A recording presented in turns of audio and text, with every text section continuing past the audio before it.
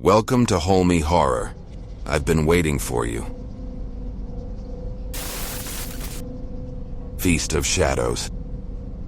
The sign over the dilapidated diner swung precariously in the wind, its faded letters spelling Evelyn's kitchen. Mark had driven past it countless times but never paid it much attention. Tonight, though, hunger gnawed at him, and the warm glow of the neon lights promised a reprieve from the endless highway. Inside, the diner was strangely inviting despite its age. The smell of sizzling meat wafted through the air, and the place was nearly empty, except for an old man hunched over a plate and a young waitress polishing the counter. Her eyes lit up as Mark entered, a little too brightly for his liking. "Welcome," she said with a sugary smile. "Take a seat anywhere, you're just in time for the house special." Mark slid into a booth, noting the faint stickiness of the vinyl seats. The place felt off.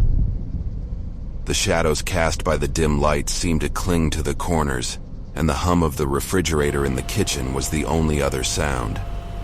The waitress approached, her name tag reading Lila. "What'll it be?" she asked. "What's the special?" Mark asked, trying to mask his unease. She grinned. "Evelyn's stew. It's an old family recipe. Folks around here swear by it." Mark hesitated but eventually nodded. Sure, why not? As Lila vanished into the kitchen, Mark glanced around. The old man at the counter was staring at him now, his face pale and gaunt. When their eyes met, the man quickly turned back to his plate, shoving another forkful into his mouth with trembling hands. Lila returned with a steaming bowl of stew. The aroma was intoxicating, rich, savory, and earthy. Mark took a hesitant spoonful. It was delicious, unlike anything he'd ever tasted. He found himself devouring it, unable to stop until the bowl was empty. "Good, isn't it?" Lila asked, standing over him with an expectant look. Mark nodded. "What's in it?" She smiled, her teeth unnervingly white. "Secret family ingredients." Before he could press further, the door to the kitchen swung open, and an older woman emerged. She was tall, with a sharp gaze and an air of authority that silenced the room. Her name tag read, Evelyn. "Well, you must be the traveler," she said, her voice low and deliberate. "Enjoying my stew?" "It's amazing," Mark admitted, though he felt a prickling at the back of his neck. "Best I've had." Evelyn's smile widened, but it didn't reach her eyes. "Good. We like to make sure our guests are satisfied." Something in her tone made Mark's appetite vanish. He reached for his wallet to pay, eager to leave, but Evelyn raised a hand. "No need. Your meal's on the house." "That's generous," Mark said, standing, "but I insist." Evelyn's expression darkened. "I said it's on the house." Mark froze, the air around him suddenly heavy. Lila moved to block the exit, her once kind smile now a sinister smirk. The old man at the counter was gone, his seat empty. "You're not leaving," Evelyn said calmly. "Not yet."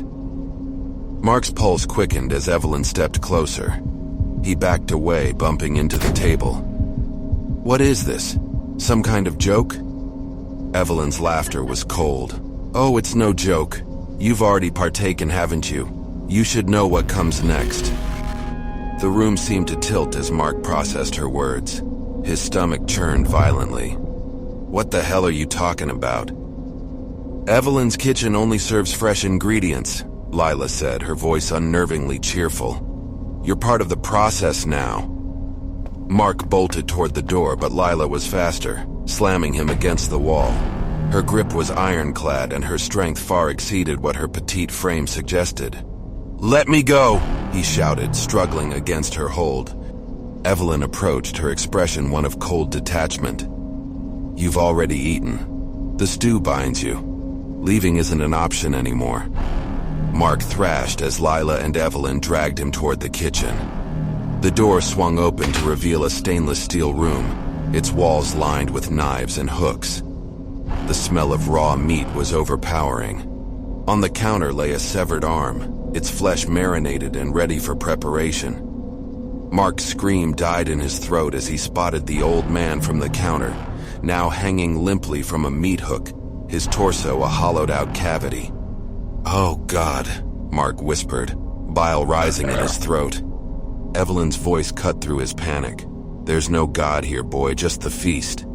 Mark struggled harder, managing to break free from Lila's grasp. He grabbed a nearby knife and swung it wildly, forcing the women to step back. His breathing was ragged as he edged toward the exit. "You can't escape," Evelyn said, her voice almost amused. "The stew is inside you now. It's a part of you." Mark didn't wait to find out what she meant. He bolted out of the kitchen, through the diner, and into the cold night. The wind howled as he stumbled to his car, fumbling with the keys. He could still taste the stew on his tongue, and the memory of its rich flavor made him gag. Finally, the engine roared to life and he sped down the highway, his mind racing. He needed to warn someone, anyone, about the nightmare he'd escaped. But as he drove, a strange sensation crept over him. His stomach churned violently, and his skin prickled with heat. He pulled over, doubling over in pain. His insides felt like they were on fire. A sickly sweet aroma filled the car, the stew. Mark's hands trembled as he pulled up his shirt. His stomach bulged unnaturally, the veins beneath his skin dark and swollen. "Help me," he gasped, clawing at his skin as the bulge shifted. Something was moving inside him. With a horrifying rip, his stomach tore open, spilling blood and viscera onto the car seat. Mark screamed as a slick, writhing mass emerged, a grotesque creature with too many eyes and a jaw lined with jagged teeth. It lunged at him, tearing into his throat.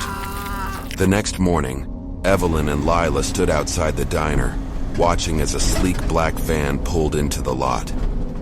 A man in a suit stepped out, his face impassive as he approached. "Another successful harvest?" he asked. Evelyn nodded, handing him a sealed container. "Prime stock, the best we've had in months." The man opened the lid, revealing the creature nestled inside, now docile and shivering. He smiled faintly.